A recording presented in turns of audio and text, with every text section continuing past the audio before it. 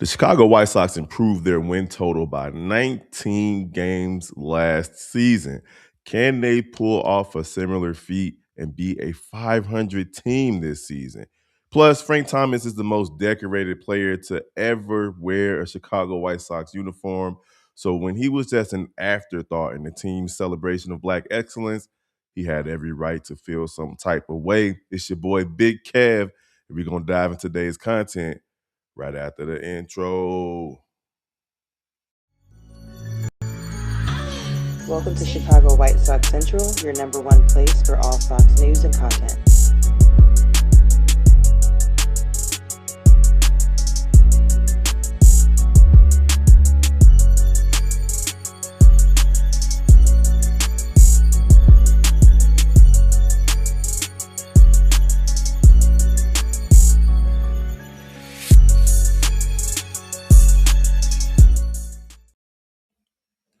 Good morning, Chicago White Sox fans. Welcome to another episode of Chicago White Sox Central, your number one spot for all things Chicago White Sox related. It's your boy Big Kev holding it down for the South Side. Y'all already know how we do. Hit me up at Big Kev from the Shy, Big Kev from DACHI, or Sox Central Pod, or Shy White Sox Central at gmail.com. And of course, like, follow, share, and hit that notification bell. But let's get right into it. The Chicago White Sox have lost 100 plus games for 3 straight years, but they did improve by 19 games last year. There's nothing to sneeze at. Now, normally when teams get that much of improvement, they're competing for a playoff spot in September. But with the historically bad White Sox from a couple of seasons ago, even getting better still looks bad, right?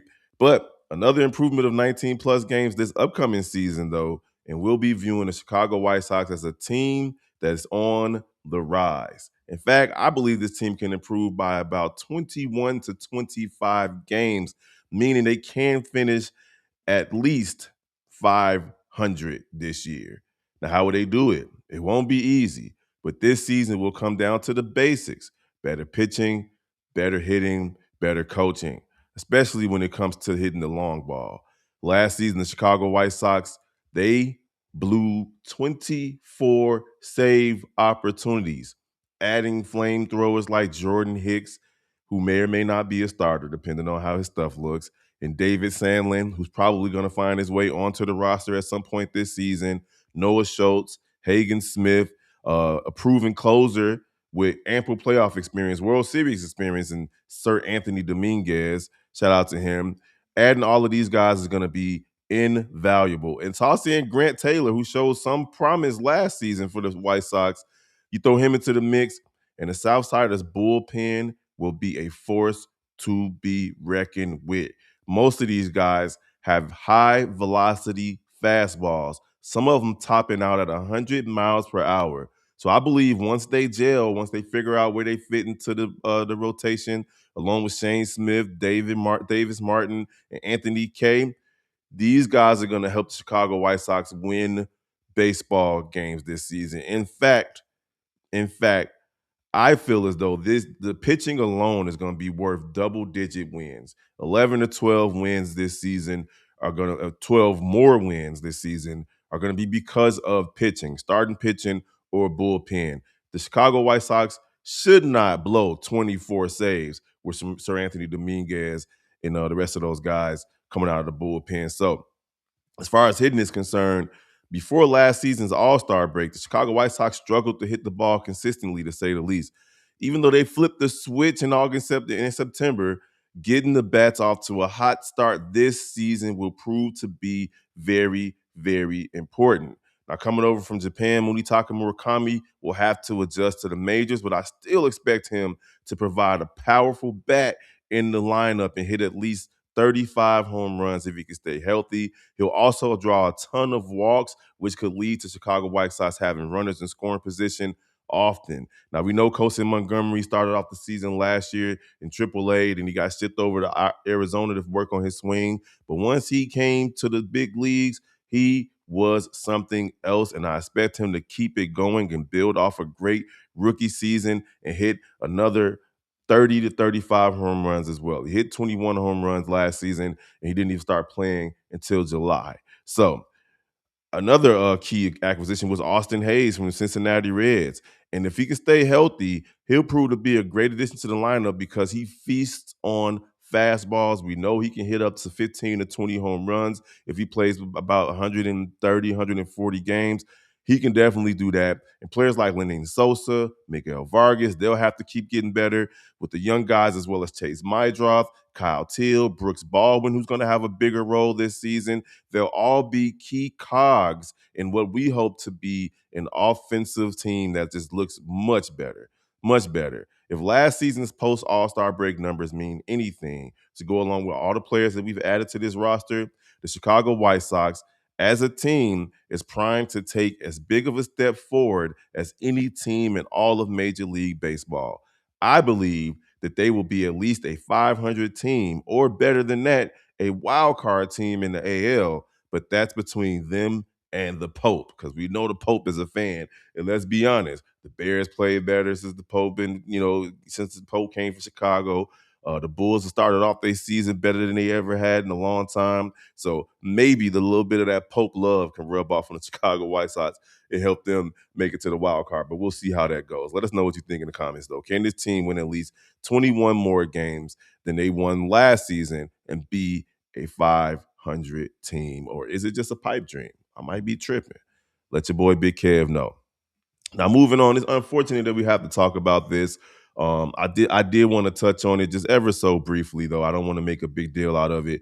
But when I was a little boy growing up on the south side of Chicago, our generation still went outside. We played with our neighborhood friends. We had foot races. We climbed trees. We rode our bikes, and then we played basketball on crates in alleys and football on concrete. And we also played baseball in the fields. Now, I wasn't a big baseball player. I like to watch it because I'm a numbers guy. And I got attention deficit disorder, so just standing around just didn't work out for me. But during that time frame when we played outside, it was all about the Chicago Bulls. We all know they won 6 championships in the 1990s. They had Michael Jordan, Scottie Pippen, Dennis Rodman, so on and so forth. But even with all of that going on, and of course we knew the Cubs was on every day on WGN, whether they were good or bad, they were the lovable losers back then. There was somebody on the South Side repping hard for the Chicago White Sox, and that someone was none other than the big hurt Frank Thomas. Look, before Sammy Sosa took over the Chicago baseball scene, Frank Thomas was busy winning back-to-back MVPs for the Southsiders. He was hitting home runs, he was getting on base, and he was the face of Chicago baseball. He was the reason why I started to watch the Chicago White Sox. I had a bunch of Cubs fans in my family. I was watching the Big Hurt do his thing. He basically cemented himself into the fabric of Chicago sports legends, the Walter Paytons, the Michael Jordans, so on and so forth. Now, on Sunday, the White Sox had an opportunity to show some love to Frank Thomas by featuring him as a highlight in their momentous first in honor of Black History Month, where they just talked about the history of the Chicago White Sox and how they've broken barriers with Black people coming into the organization, Black players and coaches and so on and so forth. They just, instead of prominently including him among the likes of Minnie Minosa, he broke the team's color barrier in 1951. Ken Williams became the first Black GM in all of Chicago sports history. Frank Thomas was only mentioned as an aside within the context of Dick Allen becoming the first Black MVP in 1972. And they were like, oh, yeah, Frank Thomas won it in 93 and 94. They didn't even have his picture. So, considering Thomas spent 16 of 19 seasons breaking records for the South Side, it comes as no surprise he wasn't too pleased with the slight. He had this to say: I guess the Black player who made you rich over there and holds all of your records is forgettable. Don't worry, I'm taking receipts. Now, it's possible some young kid on a social media team didn't think it was a big deal to not include the most decorated offensive White Sox player ever in a bigger fashion, but it's about more than that. Like Thomas's relationship with the organization can be considered tension filled at best. His career ended badly with the White Sox back in 2006 when Ken Williams jettisoned the Big Hurt without even so much as a phone call from Jerry Mr. Burns Reinsdorf. Y'all know Jerry Mr. Burns Reinsdorf. He didn't even call the dude to tell him that he wasn't coming back to the team. Right. And not even that, Ken Williams was just talking crazy about Thomas, called him an idiot, was wondering why he was even talking about the White Sox when he was on the Oakland A's. But Frank Thomas had the last laugh. He went on to have success with the Oakland A's to the tune of 39 home runs and a playoff berth to go along with finishing fourth in MVP voting. And he proved that not only had his skills not diminished, which Ken Williams believed that before cutting him, he could have contributed to that '06 team. And that the Chicago White Sox won 90 games in 2006, but still missed the playoffs. Can you imagine if Frank Thomas was on that team and he would have had an opportunity to kind of rebound from not really contributing to that 2005 playoff team because he was hurt, the World Series team because he was hurt, and maybe the Chicago White Sox could have gotten back-to-back championships. But all of that's for naught because it seemed like Ken Williams and Jerry Reinsdorf set out to prove that they didn't need Frank Thomas to be successful. Now, although he was technically included in the Black History Month celebration, it seemed to me the organization should have made sure Frank, the franchise leader in home runs, hits, on base percentage, everything else, he should have been more prominently featured. So I'm not mad at Frank Thomas for being a little bit salty. But let us know what you think in the comments, though. Is the big hurt in his big feelings? Or did the White Sox drop the ball on this one? But y'all already know what it is, man. It's your boy Big Kev.